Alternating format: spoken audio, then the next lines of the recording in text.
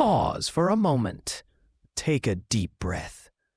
What I'm about to share with you will fundamentally shift how you view your daily existence. For the past decade, behavioral psychologists, neuroscientists, and performance researchers have been studying a phenomenon that affects 73% of the global population. They call it progressive value deterioration.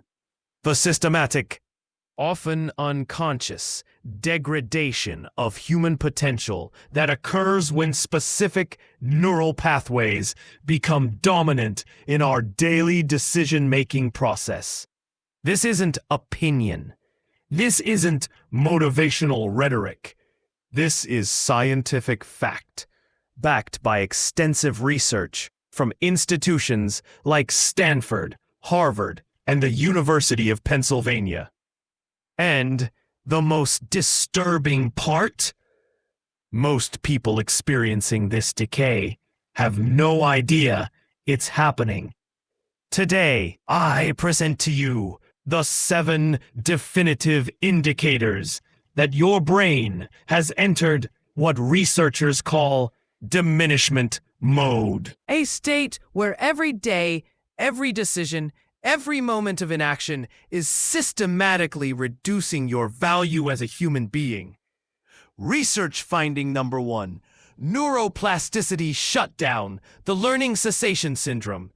Dr. Barbara Oakley's groundbreaking research at UC San Diego revealed something profound. The human brain begins to atrophy within 72 hours of learning cessation. Think about that. 72 hours. Neuroscientist Dr. Michael Merzenich's studies show that when we stop challenging our cognitive capacity, our brain literally shrinks. The prefrontal cortex, your center for complex thinking, reduces its neural density by 2% per month in individuals who avoid new learning experiences. Right now, as you sit here, if you cannot identify something new you learned in the past 72 hours, your brain is in active decay mode. This isn't metaphorical. This is measurable, observable brain deterioration. While others are building new neural pathways, strengthening synaptic connections, and expanding their cognitive capacity, you are literally becoming less intelligent each day. The Stanford longitudinal study followed 10,000 individuals over 20 years. Those who stopped learning new skills showed a 34% decrease in problem-solving ability and a 45% reduction in adaptability scores. They became, quite literally, less each time you break a promise to yourself. Your anterior cingulate cortex, the brain region responsible for conflict monitoring and decision-making, becomes less active. Dr. Kelly McGonigal's research at Stanford shows that people with low self-promise keeping have 60% higher cortisol levels and 40% lower dopamine production. But here's where it gets disturbing. The UCLA study of 5,000 professionals found that individuals with poor self-promise keeping earned 23% less income, had 30% lower job satisfaction, and were 50% more likely to be passed over for promotions. Your brain is literally rewiring itself to expect failure from you. Every broken promise to yourself isn't just a moment of weakness. It's neurological conditioning for mediocrity. Research finding number 3. The peer influence coefficient. Environmental cognitive contamination. The Framingham Heart Study, spanning over 60 years and involving more than 15,000 participants, proved something revolutionary. Human behaviors and capabilities spread through social networks like viruses. Dr. Nicholas Christakis's research demonstrates that if your closest friend gains weight, you have a 57% increased chance of gaining weight. If they become more optimistic, you become 25% more likely to increase your optimism. But here's the crucial finding. If your social circle accepts mediocrity, you will unconsciously lower your standards to match theirs. The neuroscience behind this is fascinating. Mirror neurons in your brain automatically fire when you observe others' behaviors, literally rewiring your neural pathways to match your environment. Dr. Marco Iacobini's research at UCLA shows that spending time with low achievers reduces activity in your goal-oriented prefrontal cortex by up to 30%. MIT's research on social contagion found that individuals surrounded by mediocre performers showed decreased creativity scores, reduced problem-solving ability, and lower ambition indices within just 6 months. Your environment isn't just influencing you, it's reprogramming your brain's expectation of what's possible. Research finding number 4, the creation-consumption imbalance, passive brain state syndrome. Dr. Sherry Turkle's extensive research at MIT reveals that the average person consumes 11 hours of media daily, while creating less than 30 minutes of original content. This creates what neuroscientists call passive brain state syndrome. When your brain operates primarily in consumption mode, the dorsolateral prefrontal cortex, responsible for creative thinking and problem solving, shows significantly reduced activity.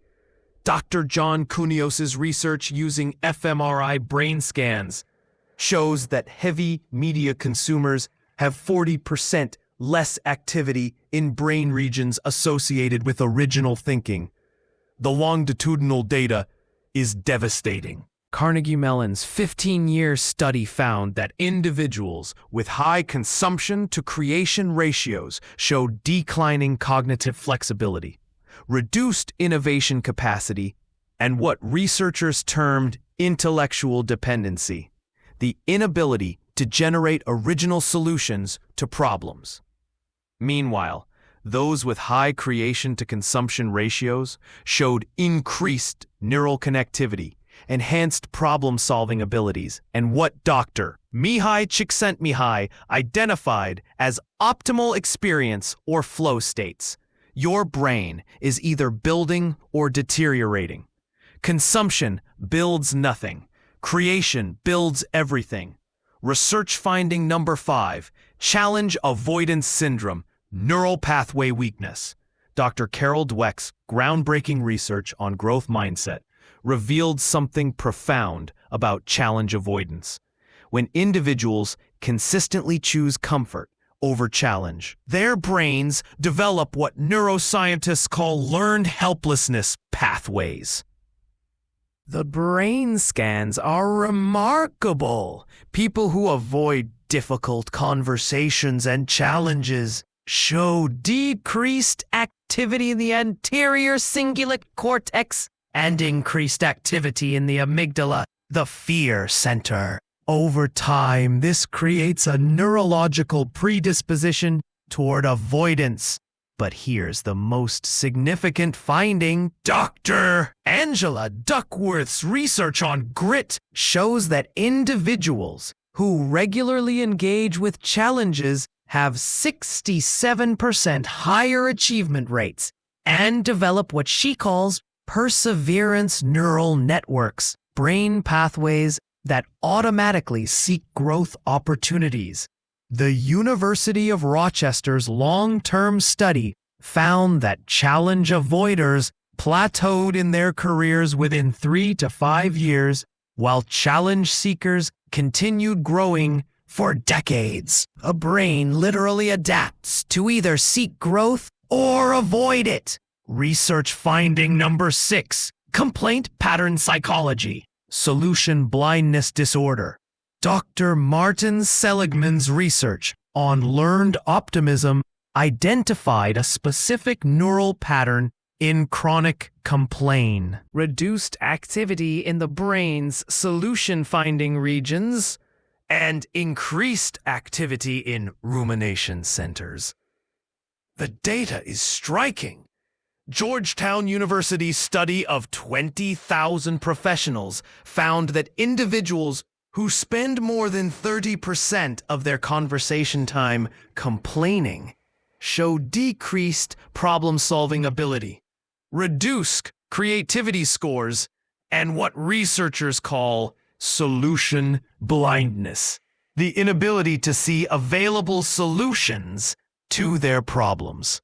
Neuroscientist Dr. Rick Hanson's research reveals that complaint-focused thinking literally changes brain structure. The neural pathways for problem identification become stronger, while those for solution generation weaken. Most disturbing, Dr. Robert Sapolsky's research shows that chronic complainers have elevated stress hormones, reduced immune function, and accelerated cellular aging. They're not just becoming less valuable, they're aging faster. Research finding 7. Purpose deficiency disorder. Existential neural decay. Perhaps the most significant research comes from Dr. Patricia Boyle at Rush University Medical Center.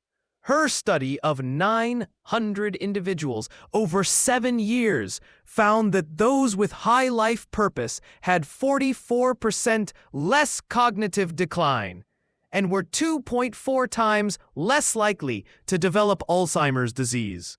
The neuroscience is clear. Purpose activates the brain's reward centers, increases neuroplasticity, and strengthens the prefrontal cortex. Without purpose, the brain enters what researchers call existential drift, a state of reduced neural activity and accelerated cognitive aging. Viktor Frankl's research, validated by decades of neuroscience studies, shows that individuals without clear purpose experience decreased dopamine production, reduced motivation neural networks, and increased susceptibility to depression and anxiety. The longitudinal data from the Harvard Study of Adult Development, the longest-running study of human happiness spanning over 80 years, shows that individuals with clear purpose live longer, earn more, have better relationships, and maintain cognitive function well into advanced age. The neurological reality. The evidence is overwhelming. Every day you exhibit these 7 patterns, your brain is literally rewiring itself for mediocrity. Neural pathways are strengthening that make failure more likely and success more difficult. But here's what the research also shows, and this is crucial. Neuroplasticity works both ways. The same mechanisms that create deterioration can create enhancement. The brain can be reprogrammed at any age. Dr. Michael Merzenich's research proves that focused, deliberate practice can rebuild neural networks within weeks. Dr. Alvaro Pascual Leone's studies show that new learning can increase brain density by the choice you make today, right now, in this moment, determines whether your brain enters enhancement mode or continues its deterioration. This isn't about willpower. This isn't about motivation. This is about understanding that your brain is either building the neural architecture for success or failure. The research is conclusive. The choice is yours. But understand this. Choosing nothing is choosing deterioration. Your brain is listening to every decision you make. What are you teaching it? Thank you.